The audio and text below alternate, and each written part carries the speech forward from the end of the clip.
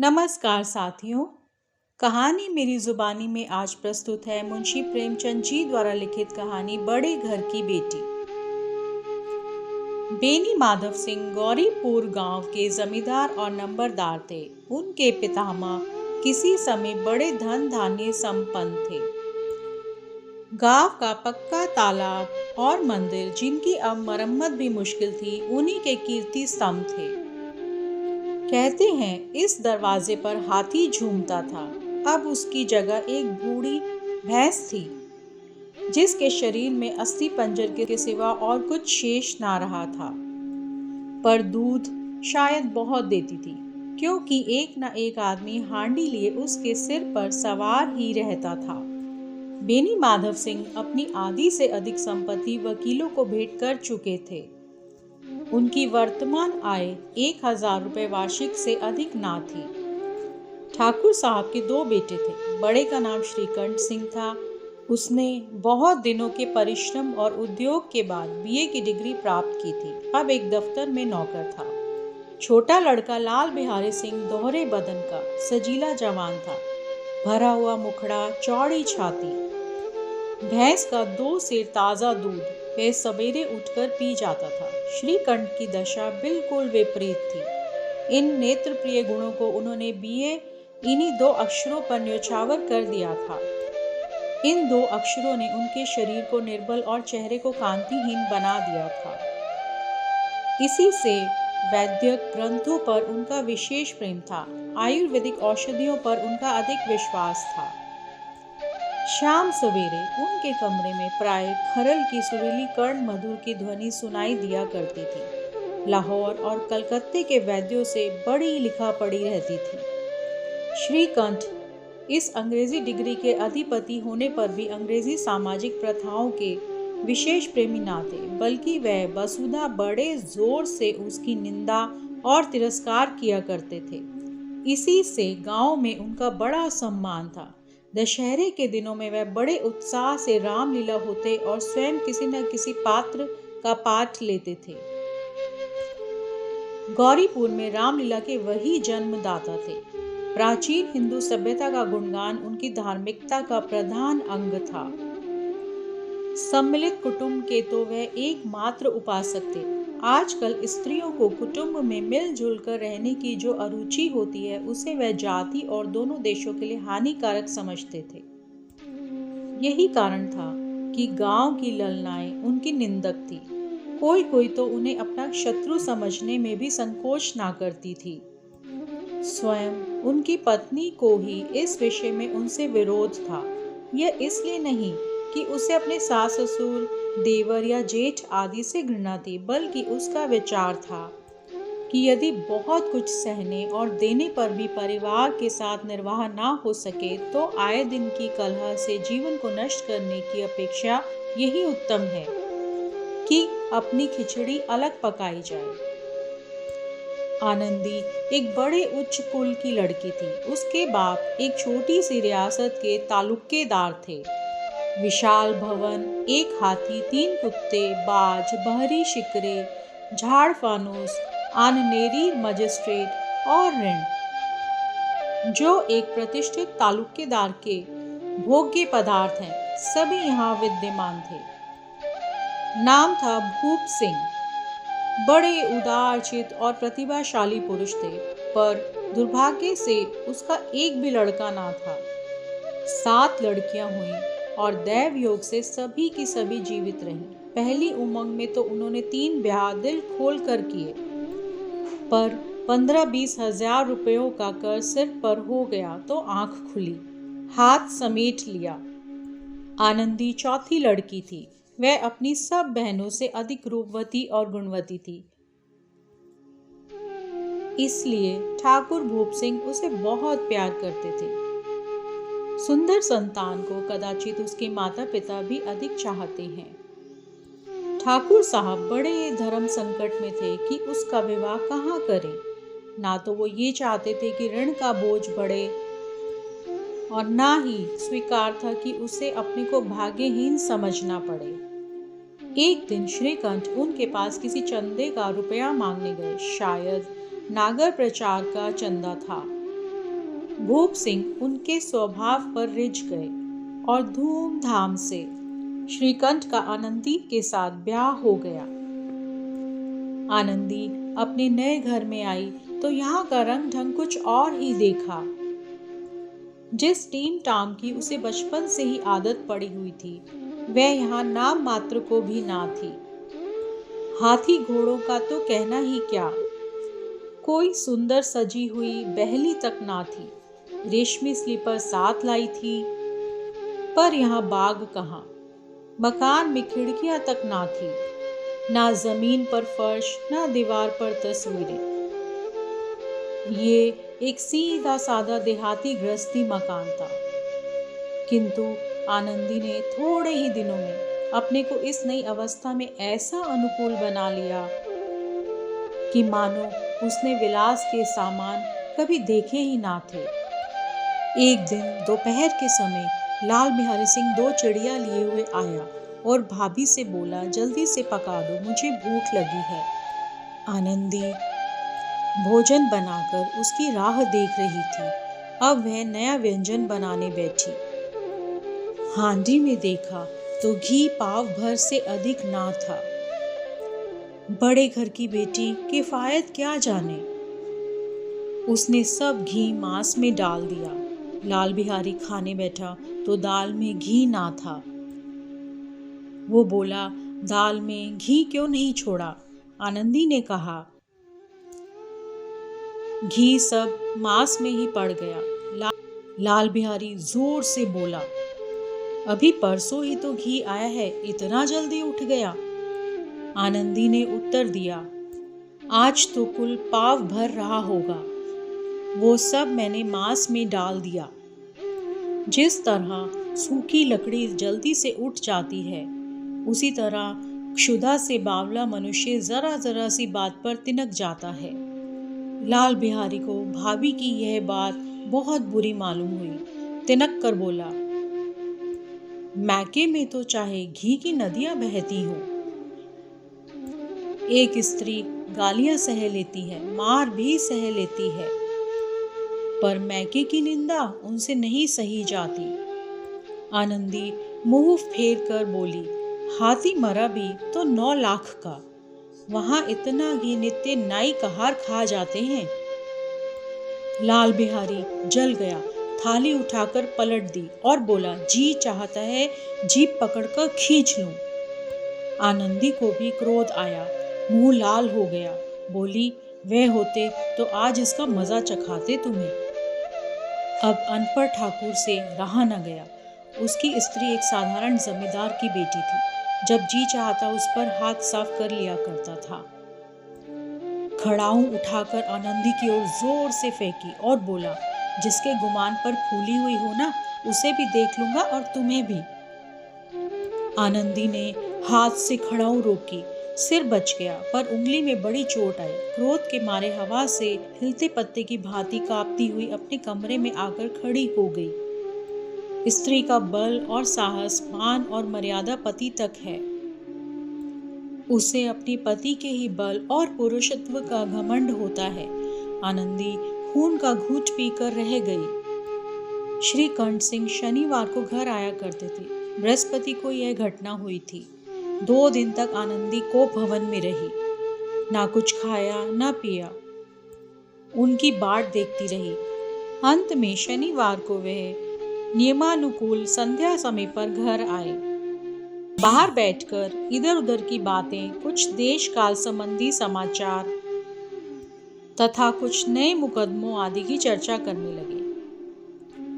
ये वार्तालाप 10 बजे तक होता रहा।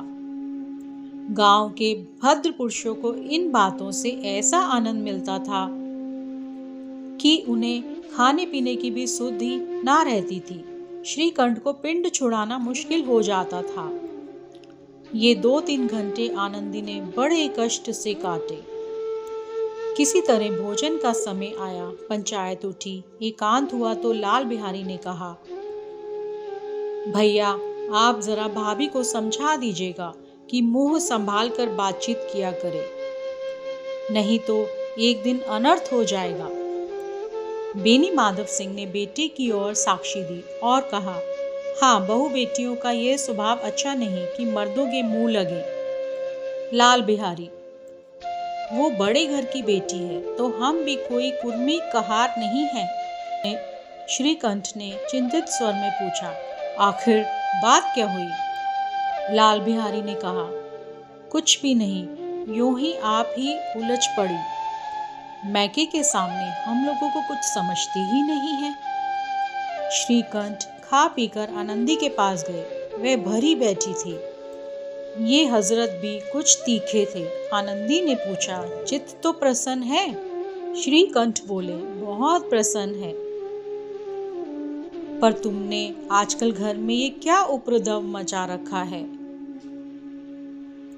आनंदी की त्योरियों पर बल पड़ गए। झुंझलाहट के मारे सारे बदन में ज्वाला सी दहक उठी।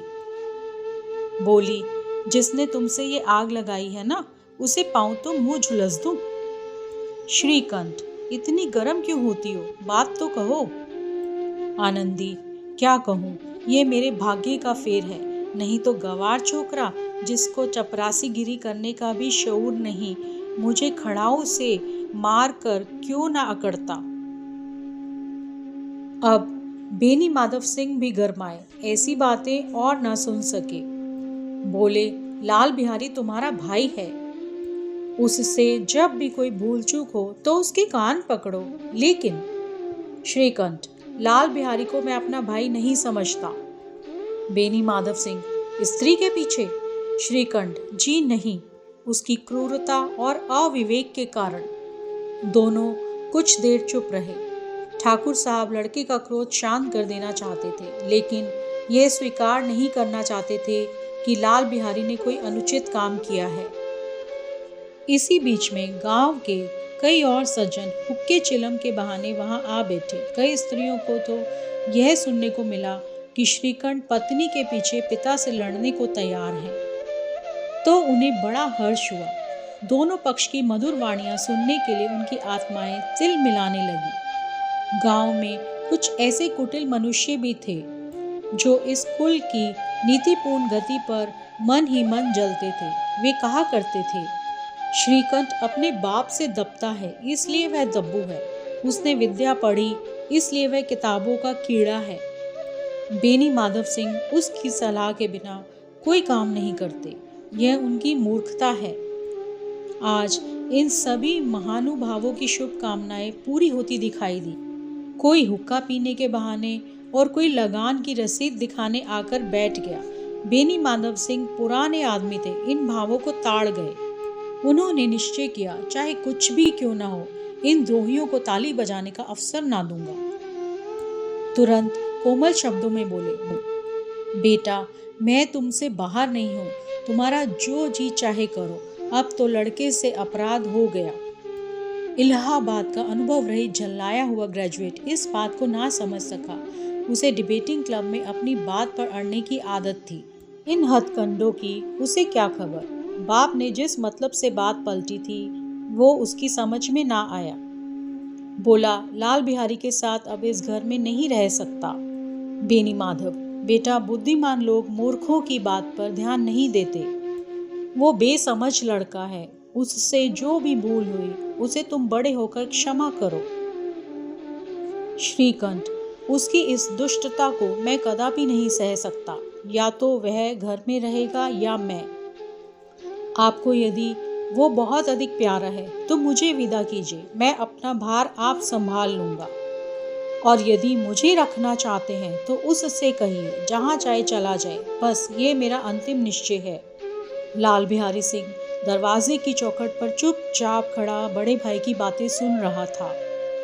वो उनका बहुत आदर करता था। उसे कभी इतना साहस ना हुआ कि श्रीकंठ के सामने चारपाई पर बैठ जाए, हुक्का पी ले या पान खा ले। बाप का भी वह इतना मान न रखता था जितना श्रीकंठ का। श्रीकंठ का भी उस पर हार्दिक स्नेह था। अपने होश में उन्होंने कभी भी उसे घुड़का तक ना था। जब भी वह इलाहाबाद से आते तो उसके लिए कोई ना कोई वस्तु अवश्य लाते। पिछले साल जब उसने अपने से डयोड़े जवान को नागपंचमी के दिन दंगल में पछाड़ दिया तो उन्होंने पुलकित होकर अखाड़े में ही जाकर उसे गले लगा लिया था। 5 रुपए के पैसे लुटाए थे। ऐसे भाई के मुंह से आज ऐसी हृदय विदारक बात सुनकर लाल बिहारी को बड़ी ग्लानि। वह फूट फूट कर रोने लगा। इसमें संदेह नहीं कि अपने किए पर पछता रहा था। भाई के आने से एक दिन पहले से ही उसकी छाती धड़कती थी कि देखूं भैया क्या कहते हैं, मैं उनके सम्मुख कैसे जाऊंगा, उनसे कैसे बोलूंगा, मेरी आंखें उनके सामने कैसे उठेंगी। उसने समझा था कि भैया मुझे बुलाकर समझा देंगे।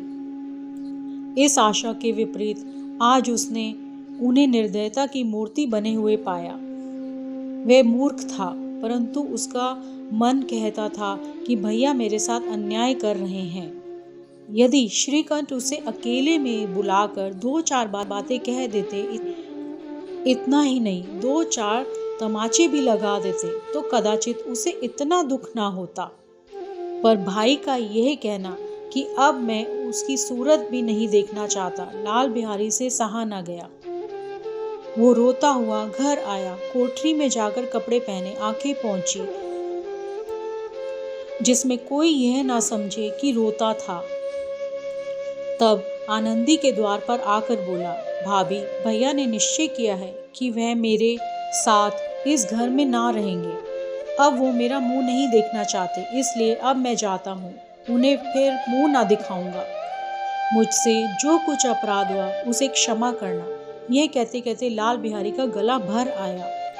जिस समय लाल बिहारी सर झुकाए, श्रीकंठ, सब हाल साफ साफ कहो तो मालूम हो, मुझे तो कुछ पता ही नहीं। आनंदी, परसों तुम्हारे लाडले भाई ने मुझसे मांस पकाने को कहा। घी हांडी में पाव भर से अधिक ना था। वो सब मैंने मांस में डाल दिया। जब खाने बैठा तो कहने लगा, दाल में घी क्यों नहीं है। बस इसी पर मेरे मायके को बुरा भला कहने लगा तो मुझसे रहा ना गया। मैंने कहा कि वहाँ इतना घी तो नाई कहार खा जाते हैं और किसी को जान भी नहीं पड़ता। बस इतनी सी बात पर इस अन्यायी ने मुझसे कहा, बस इतनी सी बात पर इस अन्यायी ने मुझ पर खड़ाऊ फेंक मारी। यदि हाथ से न रोक लूं तो सिर फट जाए। उसी से पूछो, मैंने जो कुछ कहा है वे सच है या झूठ। श्रीकंठ की आंखें लाल हो गई। बोले, यहाँ तक हो गया इस छोकरे का यह साहस। आनंदी स्त्रियों के स्वभावानुसार रोने लगी, क्योंकि आंसू उनकी पलकों पर रहते हैं। श्रीकंठ बड़े धैर्यवान और शांति पुरुष थे। उन्हें कदाचित भी क्रोध नहीं आता था, पर स्त्रियों के आंसू पुरुष की क्रोधाग्नि को भड़काने में तेल का काम कर देते हैं। रात भर करवटें बदलते रहे। उद्विग्नता के कारण पलक तक नहीं झपकी। प्रातःकाल अपने बाप से जाकर बोले, दादा, अब इस घर में मेरा निबाह ना होगा। इस तरह की विद्रोहपूर्ण बातें करने पर श्रीकंठ ने कितनी ही बार अपने कई मित्रों को आड़े हाथों में लिया था, परंतु दुर्भाग्य, आज उन्हें स्वयं से ही वे बातें अपने मुंह से करनी पड़ी थी। दूसरों को उपदेश देना कितना सहज होता है। बेनी माधव सिंह घबरा उठे और बोले, क्यों? श्रीकंठ, इसलिए कि मुझे भी अपनी मान प्रतिष्ठा का कुछ विचार है। आपके घर में अब अन्याय और हठ का प्रकोप हो रहा है। जिनको बड़ों का आदर सम्मान करना चाहिए वे उनके सिर चढ़ते हैं। मैं दूसरे का नौकर ठहरा, घर पर रहता नहीं। यहाँ मेरे पीछे स्त्रियों पर खड़ाऊ और जूतों की बौछारें होती हैं। कड़ी बात पर चिंता नहीं। कोई एक की दो कह ले, मैं वहां तक तो सह जाता हूँ, किंतु यह कदापि नहीं हो सकता कि मेरे ऊपर लाते घूसे बरसें और मैं दम न मारूं। बेनी माधव सिंह कुछ जवाब न दे सके। श्रीकंठ सदैव उनका आदर करते थे। उनके ऐसे तेवर देखकर बूढ़ा ठाकुर अवाक रह गया। केवल इतना ही बोला, बेटा, तुम बुद्धिमान होकर ऐसी बातें क्यों करते हो? स्त्रियां इस तरह घर का नाश कर देती हैं। उनको बहुत सिर पर चढ़ाना अच्छा नहीं। श्रीकंठ, इतना मैं जानता हूँ, आपके आशीर्वाद से ऐसा मूर्ख नहीं हूँ। आप स्वयं जानते हैं कि मेरे ही समझाने बुझाने से इस गांव में कई घर संभल गए, पर जिस स्त्री की मान मर्यादा का ईश्वर के दरबार में मैं उत्तरदाता हूँ, उसके प्रति ऐसा घोर अन्याय और पशुवत व्यवहार मुझे सहन नहीं है। आप सच मानिए, मेरे लिए यही कुछ कम नहीं है कि लाल बिहारी को कुछ दंड नहीं देता। आनंदी ने लाल बिहारी की शिकायत तो की थी, लेकिन अब मन में पछता रही थी। वह स्वभाव से दयावती थी, उसे इतना तनिक भी ध्यान न था कि बात इतनी बढ़ जाएगी। वो मन में अपने पति पर झुंझला रही थी कि ये इतने गर्म क्यों होते हैं। उस पर ये भय भी लगा हुआ था कि कहीं मुझसे इलाहाबाद चलने को ना कहें तो मैं कैसे क्या करूंगी। इस बीच में उसने लाल बिहारी को दरवाजे पर खड़ा यह कहते सुना कि अब मैं जाता हूँ, मुझसे जो कुछ अपराध हुआ क्षमा करना। तो उससे रहा ना गया, सहा क्रोध भी पानी हो गया। वह रोने लगी। मन का मैल धोने के लिए नयन जल से उपयुक्त कोई और वस्तु होती ही नहीं है। श्रीकंठ को देखकर आनंदी ने कहा, लाला बाहर खड़े रो रहे हैं। श्रीकंठ, तो मैं क्या करूं? आनंदी, भीतर बुला लो। मेरी जीभ में आग लगे, मैंने कहाँ से यह झगड़ा उठाया। श्रीकंठ, मैं ना बुलाऊंगा। आनंदी, पछताओगे, उन्हें बहुत ग्लानि हो गई है, ऐसा ना करो, कहीं चल दें। श्रीकंठ ना उठे। इतने में लाल बिहारी ने कहा, भाभी, भैया से मेरा प्रणाम कह दो। वह मेरा मुंह तक नहीं देखना चाहते, इसलिए मैं उन्हें अपना मुंह भी ना दिखाऊंगा। लाल बिहारी इतना कहकर लौट पड़ा और शीघ्रता से दरवाजे की ओर बढ़ा। अंत में आनंदी कमरे से निकली और उसका हाथ पकड़ लिया। लाल बिहारी ने पीछे से फिर देखा और आंखों में आंसू भरे बोला, मुझे जाने दो। आनंदी, कहाँ जाते हो? लाल बिहारी, जहाँ कोई मेरा मुंह ना देखे। जिस समय लाल बिहारी सिर झुकाए आनंदी के द्वार पर खड़ा था, उसी समय श्रीकंठ भी आंखें लाल किए हुए बाहर से आए। भाई को खड़ा देखा तो घृणा से आंखें फेर ली और कतरा कर निकल गए, मानो उसकी परछाई से दूर भागते हों। लाल बिहारी, जहाँ कोई मेरा मुंह ना देखे। आनंदी, मैं ना जाने दूंगी। लाल बिहारी, मैं तुम लोगों के साथ रहने योग्य नहीं हूँ। आनंदी, तुम्हें मेरी सौगंध, अब एक पग भी आगे ना बढ़ाना। लाल बिहारी, जब तक मुझे यह ना मालूम हो जाए कि भैया का मन मेरी तरफ से साफ हो गया, तब तक मैं इस घर में कदापि ना रहूंगा। आनंदी, मैं ईश्वर को साक्षी देकर कहती हूँ कि तुम्हारी ओर से मेरे मन में तनिक भी मैल नहीं है। अब श्रीकंठ का हृदय भी पिघला। उन्होंने बाहर आकर लाल बिहारी को गले लगा लिया। दोनों भाई खूब फूट फूट कर रोए। लाल बिहारी ने ससकते हुए कहा, भैया, अब कभी मत कहना कि मैं तुम्हारा मुंह ना देखूंगा। इसके सिवा आप जो दंड देंगे मैं सहर्ष स्वीकार करूंगा। श्रीकंठ कांपते हुए स्वर में बोले, लल्लू, इन बातों को बिल्कुल भूल जाओ। ईश्वर चाहेगा तो फिर ऐसा अवसर ना आएगा। बेनी माधव सिंह बाहर से आ रहे थे। दोनों भाइयों को गले मिलते देख आनंद से पुलकित हो गए। बोल उठे, बड़े घर की बेटियां ऐसी ही होती हैं, बिगड़ता हुआ काम बना लेती हैं।